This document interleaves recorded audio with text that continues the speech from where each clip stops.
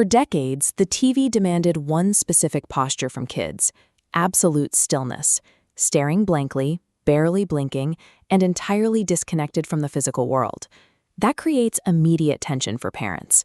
Children are biologically wired to run, jump, and burn energy, but digital entertainment actively rewards them for sitting frozen on the couch. To bridge this gap, the gaming industry introduced motion controls.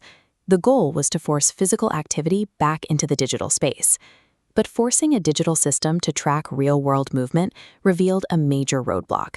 Building hardware that could accurately read a human body often conflicted with how people naturally want to play. The earliest solutions relied on massive, localized hardware. To move, you had to jump on bulky metal pads that dominated the floor space. Eventually, the tech shrank down for the home console.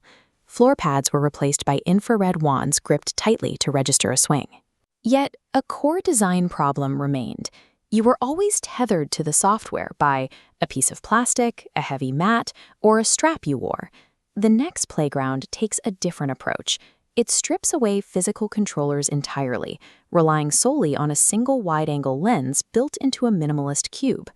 By dropping the external peripherals, the system relies entirely on the user. Your hands and your body become the only interface required.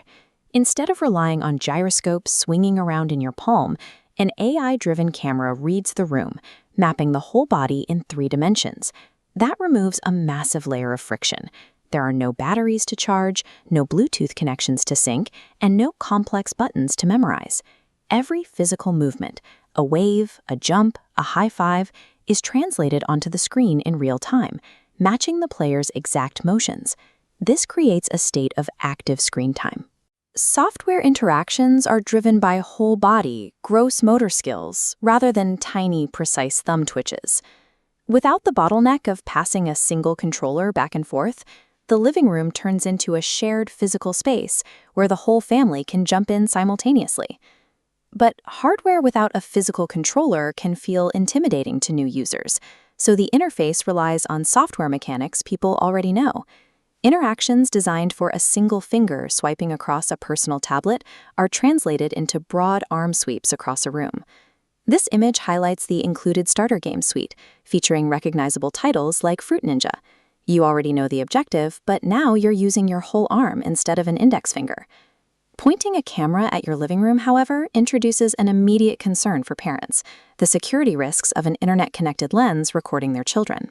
To mitigate that risk, the device operates under a KidSafe COPPA certification. This means motion processing happens locally on the device. The camera tracks your joints to play, but never broadcasts or stores video feeds on cloud servers. True frictionless play requires stripping away the physical barriers of controllers while also eliminating the mental barrier of privacy concerns. Living room technology has moved through distinct phases, from sitting passive and still, to gripping plastic controllers, to using the entire body freely. This technology alters the psychological experience of play. The screen serves as an active mirror, reflecting your physical energy back into the room. By design, the physical technology fades into the background. There is nothing to hold, so the focus stays entirely on the people playing together.